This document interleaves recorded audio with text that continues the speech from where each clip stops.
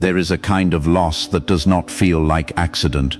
Not the loss that comes from circumstances beyond anyone's control, the unpredictable collision of a world that does not always arrange itself in your favor. Not the loss that comes from someone else's choices, the betrayal or the negligence or the indifference of people who should have done better. A different kind of loss entirely. The kind that feels, and this is the part that is most difficult to say out loud, intentional. Deliberate, orchestrated by the same hand that you have been trusting with everything. You have watched things disappear from your life that you did not choose to release. Relationships that were not broken by conflict but simply faded. Quietly, as if the season they belonged to had ended without anyone formally announcing it. Opportunities that seemed to be opening and then closed with a finality that felt disproportionate to the circumstances. Versions of yourself, identities, roles, ways of understanding who you were in the world, that no longer seem to fit in the same way they once did. Stripped away, not violently, but thoroughly. And the most disorienting part of this experience, the part that makes it different from ordinary loss, is the absence of an obvious explanation.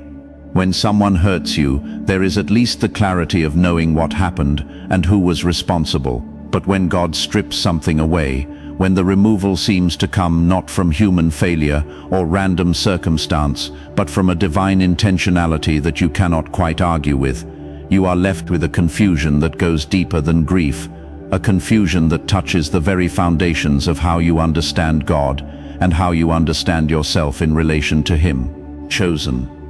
This message exists to give you what the stripping itself cannot give you. Not an explanation that makes the loss painless, but a revelation that changes what the loss means. That transforms the interpretation of what is happening from abandonment to preparation, from punishment to precision, from God taking something from you to God making space for something in you that the thing He removed was preventing.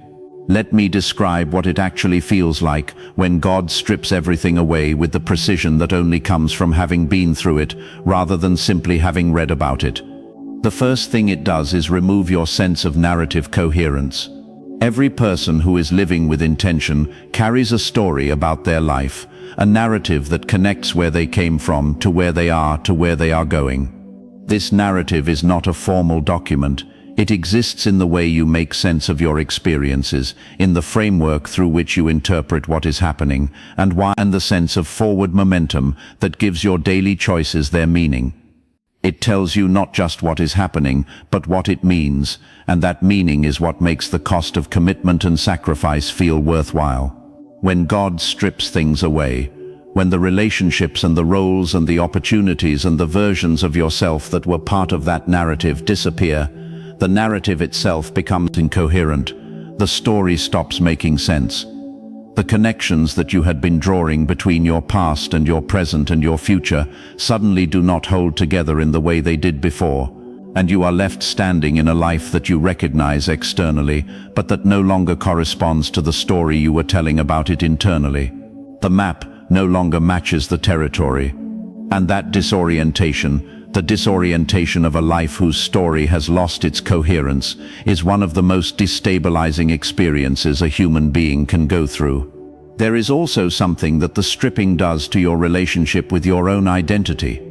Because over time, often without realizing it, you construct a significant portion of your sense of self from the things that God is now removing. Your role in your community, your position in your most important relationships, your capacity to produce certain results that confirmed your value and your usefulness, your reputation in the spaces that mattered to you.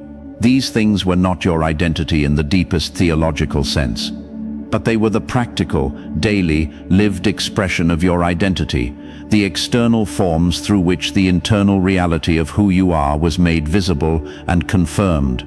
When those forms are stripped away, when the external expressions of your identity disappear, you are left facing a question that is both terrifying and necessary. Who are you when none of the things that were defining you externally are present? What remains when the roles are gone, and the relationships have changed, and the opportunities have closed, and the versions of yourself that were tied to all of those things have been dismantled? This question is not comfortable. It is not meant to be, but it is the most important question that the stripping is designed to produce: chosen. There is one more dimension of this wound that I want to name honestly, because it is the one that people in this experience most need to have acknowledged. It is the specific loneliness of feeling that God is responsible for what you are losing. Because when the loss comes from human failure or random circumstance, you can at least turn to God as a source of comfort and support. You can bring the loss to Him and receive from Him the consolation that the loss itself cannot provide. But when the loss seems to come from God Himself, when the stripping feels like it is being done by the very hand you would normally turn to for comfort, there is a particular disorientation in knowing where to turn. A loneliness in the stripping that is different from any other kind of loneliness, and it deserves to be named for what it is, not a sign of failed faith, but the honest experience of someone whose relationship with God is real enough to feel the weight of His silences and His removals as personally as they feel His presence and His gifts. Here is the truth that heaven wants to place in the deepest layer of your understanding today. When God strips everything away, He is not taking from you. He is preparing space in you for something that what He removed was preventing. This distinction between taking and preparing is the difference between a God who is opposed to your flourishing and a God who is committed to it in ways that sometimes look, from the inside of the experience, like opposition. Between a loss that is the end of something and a loss that is the necessary precondition for the beginning of something that could not have begun while the thing that was removed was still in place. Abraham understood this not immediately, not without cost, but ultimately with a clarity that became the foundation of everything that followed in his life. In Genesis 22 verse 2, God said to him, "Take your son, your only son Isaac, whom you love, and go to the land of Moriah, and offer him there as a burnt offering." This was not a small request. Isaac was not just a beloved child. He was the living embodiment of everything God had promised. He was the proof that God kept His word. He was the future made visible. And God asked Abraham to release him, to place on the altar the very thing through which all of God's promises were supposed to be fulfilled, to strip away voluntarily the most precious thing in his life. And what happened on that mountain, what God provided when Abraham's obedience was complete, was not just the ram in the thicket.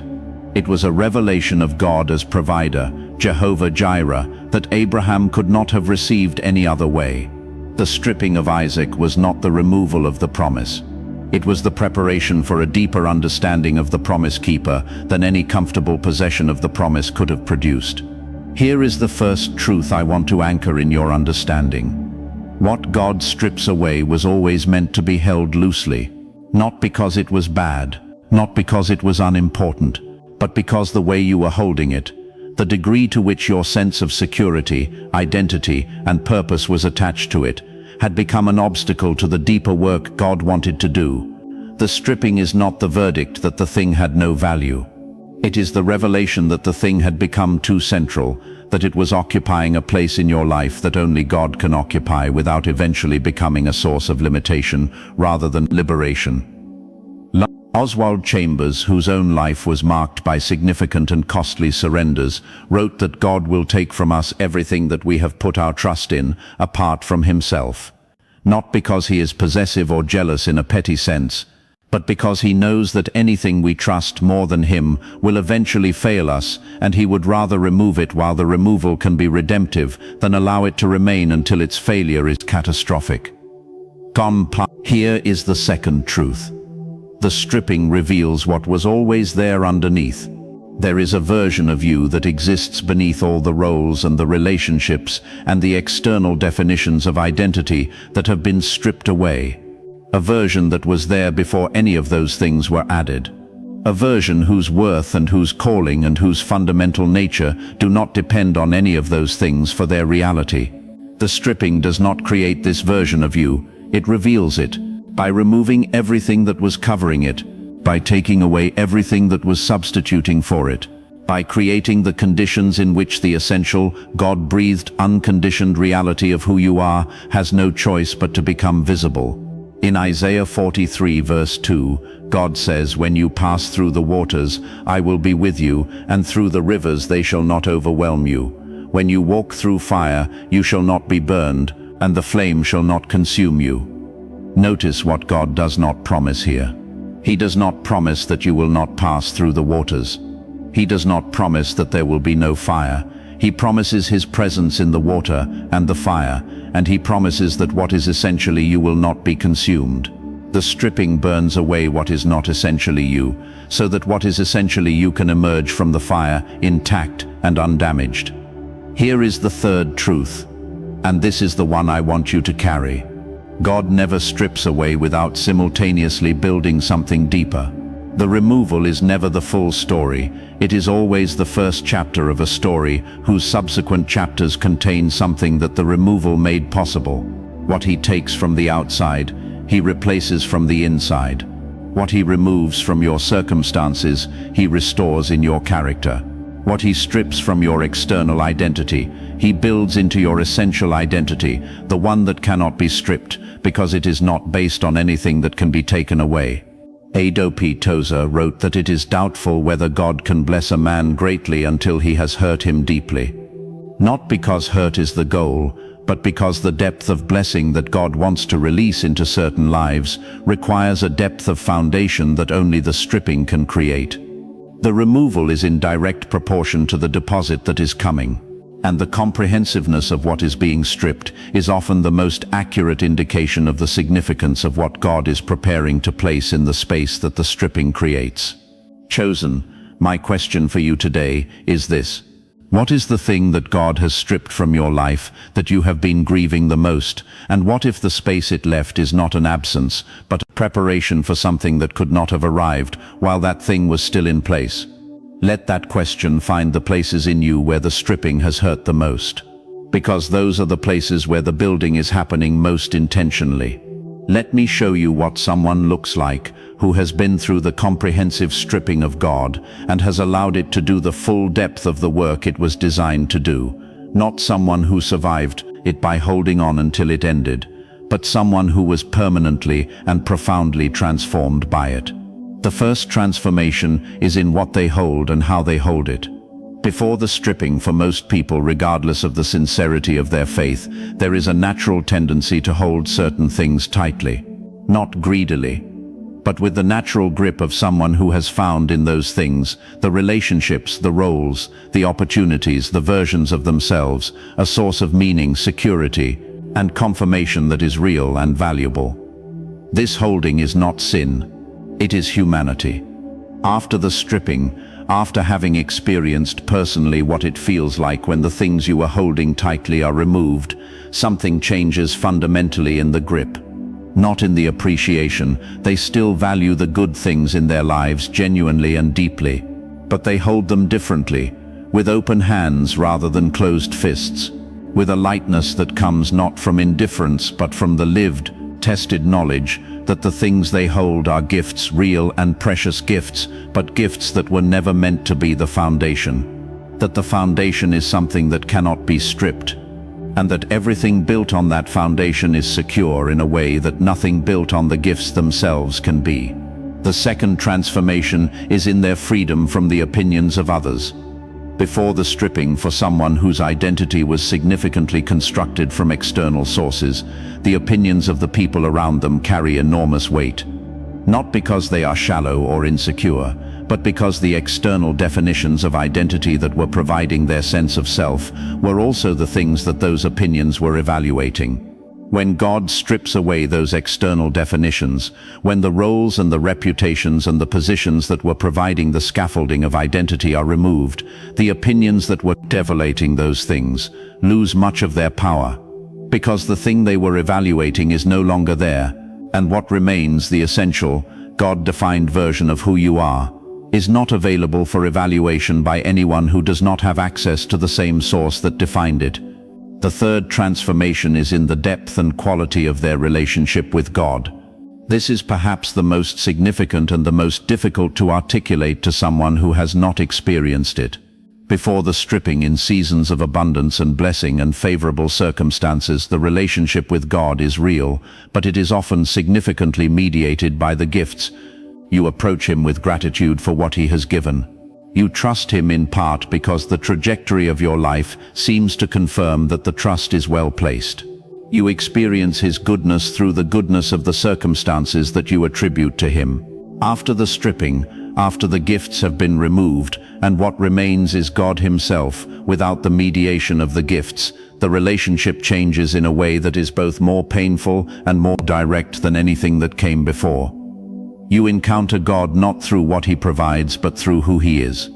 And that encounter, unmediated by circumstance, unfiltered by the comfort of abundance, stripped of everything that was making it easier to relate to him, produces a knowledge of God that is more personal, more specific, and more permanent than any amount of favorable circumstance could have produced.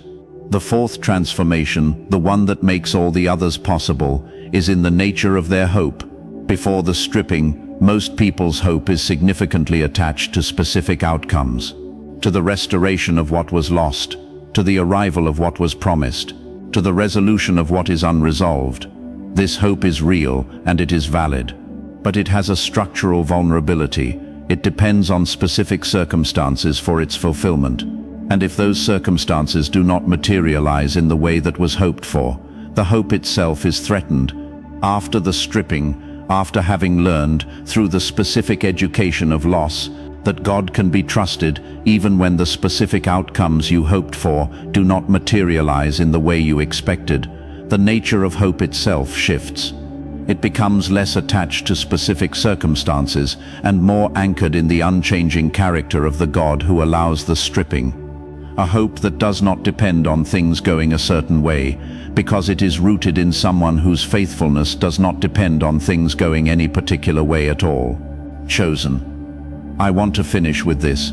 What God is stripping from your life right now is not the expression of his indifference to your pain. It is the expression of his commitment to something in you that the thing he is removing was preventing from fully emerging. He is not taking. He is making space. Not a space that will remain empty, a space that is being prepared for something that could not arrive until the space was created. You do not have to understand the stripping to trust the one who is doing it. You do not have to agree that what is being removed should be removed in order to receive what the removal is making possible. You do not have to feel at peace about the loss in order to choose deliberately, even when it costs something, to believe that the hand that is removing is the same hand that has always been working toward your good.